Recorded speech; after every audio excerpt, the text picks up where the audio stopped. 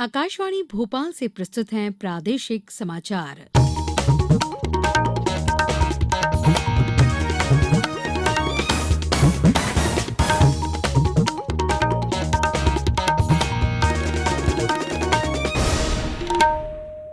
नमस्कार, समाचारों के साथ मैं पूर्वा त्रिवेदी। सबसे पहले मुख्य समाचार। राष्ट्रपति ने प्रदेश की 3 महिलाओं को जल संरक्षण और स्वच्छता में विशिष्ट योगदान के लिए स्वच्छ सुजल शक्ति सम्मान से किया सम्मानित। महिलाओं के आर्थिक स्वावलंबन के लिए कल से शुरू होगी मुख्यमंत्री लाडली बहना योजना। युवा कार्यक्रम और खेल मंत्री अनुराग ठाकुर ने युवा उत्सव भारत 2047 का किया शुभारंभ। धार में भी हुआ आयोजन। और विमेंस प्रीमियर लीग का आगाज आज से 23 दिनों में होंगे 20 लीग और 2 प्ले ऑफ मैच। अब समाचार विस्तार से। राष्ट्रपति द्रौपदी मुर्मू ने प्रदेश की 2 जल योद्धाओं छिंदवाड़ा जिले की जल सखी अनीता चौधरी और छतरपुर जिले की गंगा राजपूत को जल संरक्षण में विशिष्ट योगदान के लिए स्वच्छ सुजल शक्ति सम्मान से सम्मानित किया। विज्ञान भवन नई दिल्ली में हुए अलंकरण समारोह में आज ये पुरस्कार प्रदान किए गए। ग्वालियर जिले की पुरा बनवार ग्राम सरपंच नीतू परिहार को भी स्वच्छता के क्षेत्र में अनुकरणीय प्रदर्शन के लिए स्वच्छ सुजल शक्ति सम्मान प्राप्त हुआ। केंद्रीय जल शक्ति मंत्री गजेंद्र सिंह शेखावत ने ये पुरस्कार प्रदान किया। कार्यक्रम में जल जीवन मिशन, राष्ट्रीय जल मिशन और स्वच्छ भारत मिशन ग्रामीण में विभिन्न श्रेणियों में कुल 18 पुरस्कार प्रदान किए गए। समारोह में केंद्रीय जल शक्ति राज्य मंत्री प्रहलाद सिंह पटेल और विश्वेश्वर टूडू भी उपस्थित थे। प्रदेश में महिलाओं के आर्थिक स्वावलंबन, उनके स्वास्थ्य एवं पोषण स्तर में सतत सुधार और परिवार के निर्णयों में उनकी भूमिका सुदृढ़ करने के लिए कल से मुख्यमंत्री लाडली बहना योजना प्रारंभ की जा रही है।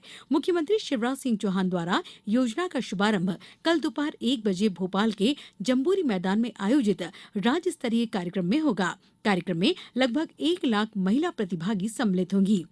मुख्यमंत्री ने आज बहनों के नाम एक संदेश में कहा कि मुख्यमंत्री लाडली बहना योजना का लाभ लेने के लिए भटकने की जरूरत नहीं है। मूल निवासी और आय प्रमाण पत्र की भी आवश्यकता नहीं है।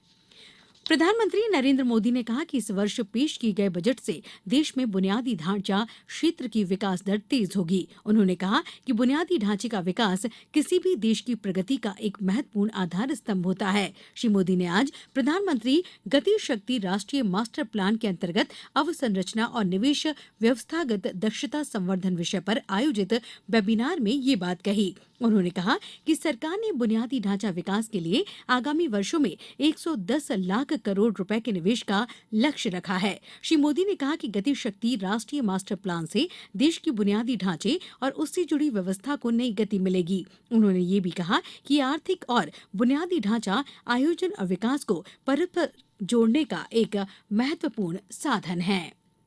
मुख्यमंत्री शिवराज सिंह चौहान ने आज रीवा जिले के मऊगंज में जन कल्याण कार्यक्रम में शामिल हुए। उन्होंने मुख्यमंत्री जन कल्याण संबल योजना 2.0 में प्रदेश के 27,310 श्रमिक परिवारों के खातों में 605 करोड़ रुपए की अनुग्रह राशि जमा की। मुख्यमंत्री ने 738 करोड़ 92 लाख रुपए के विकास कार्यों का भूमि पूजन और लोकार्पण भी किया। उन्होंने विभिन्न योजनाओं के हितग्राहियों को हितलाभ भी वितरित किए। मुख्यमंत्री ने मऊगंज तहसील को जिला बनाने की घोषणा भी की।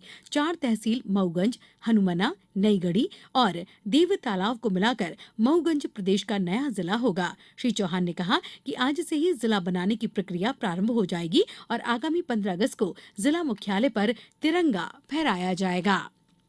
अब समाचारों में वक्त है एक छोटे से अंतराल का। ये समाचार आप आकाशवाणी भोपाल से सुन रहे हैं। हमारे समाचारों को अब आप कभी भी और कहीं भी अपनी सुविधा के अनुसार सुन सकते हैं।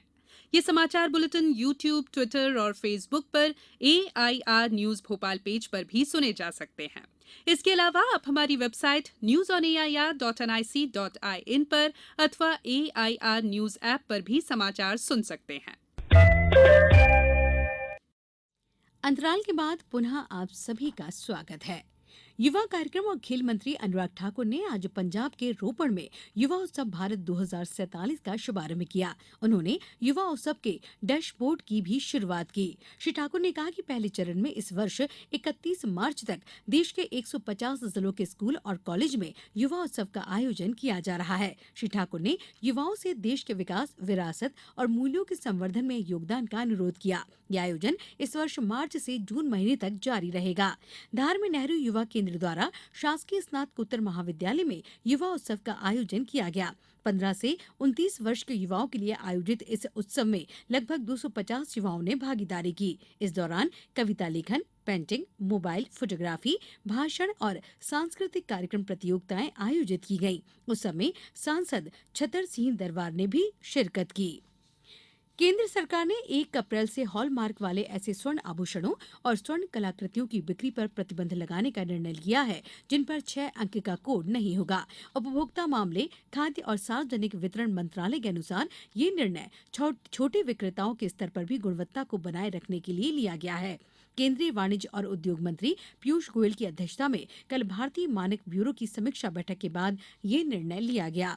उपभोक्ता कार्य विभाग में अपर सचिव निधि खरे ने बताया कि 31 मार्च 2023 के बाद 4 डिजिट के HUID हॉलमार्क वाले आभूषण नहीं बेचे जा सकेंगे और अब 6 डिजिट का अल्फा न्यूमेरिकल नंबर के साथ ही हॉलमार्क ज्वेलरी बेची जा सकती है। राष्ट्रीय शिक्षक शिक्षा परिषद ने पूरे देश में शैक्षिक सत्र 2023-24 के लिए 57 शिक्षक शिक्षण संस्थानों में एकीकृत शिक्षक शिक्षा कार्यक्रम शुरू किया है। ये नई शिक्षा नीति 2020 के अंतर्गत परिषद का एक महत्वपूर्ण कार्यक्रम है।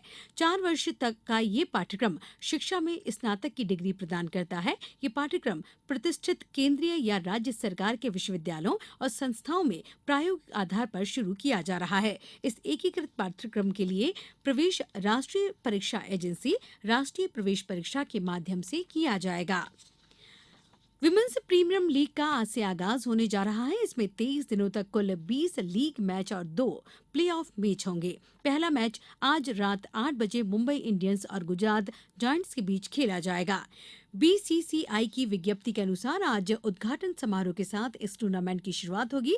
7 देशों की 87 महिला क्रिकेटर इसमें अपना खेल दिखाएंगी। एलिमिनेटर 24 मार्च को और फाइनल 26 मार्च को खेला जाएगा। अब कुछ समाचार संक्षेप में। जबलपुर में ग्वारीघाट गुरुद्वारे में प्रदेश का सबसे ऊंचा 100 फीट का केसरिया निशान साहब स्थापित किया गया है। मुरैना में सबलगढ़ थाना क्षेत्र स्थित काजोना घाटी खदान धसकने से पत्थरों के नीचे दबकर 2 मजदूरों की मौत हो गई। रतलाम में सर्वोच्च न्यायालय के न्यायाधीश न्यायमूर्ति जेके माहेश्वरी ने आज रतलाम विधि महाविद्यालय के नवीन भवन का लोकार्पण किया। इस अवसर पर प्रदेश के उच्च शिक्षा मंत्री डॉक्टर मोहन यादव भी उपस्थित रहे। छतरपुर जिले में बड़ा मलहरा जनपद पंचायत की सभी 89 पंचायतों की जिला पंचायत की अध्यक्ष श्रीमती विद्या हरिओम अग्निहोत्री ने समीक्षा बैठक ली। अशोकनगर जिले में आज 233 हितग्राहियों को 5 करोड़ 16 लाख रुपए की अनुग्रह सहायता राशि वितरित की गई। आगर मालवा जिले में आज एक सड़क दुर्घटना में 3 लोगों की मृत्यु हो गई। मंदसौर में नारी शक्ति सामुदायिक प्रशिक्षण केंद्र बोतलगंज में राष्ट्रीय बाल स्वास्थ्य कार्यक्रम के तहत 18 वर्ष तक के बच्चों की स्क्रीनिंग उपचार के संबंध में प्रशिक्षण प्रदान किया गया।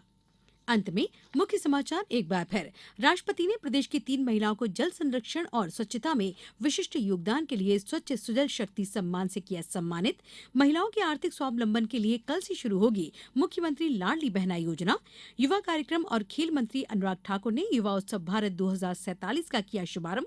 धार में भी हुआ आयोजन और विमेंस प्रीमियर लीग का आगाज आज से 23 दिनों में होंगे 20 लीग और 2 प्ले ऑफ मैच। इस बुलेटिन में बस इतना ही। अनुमति दीजिए। नमस्कार।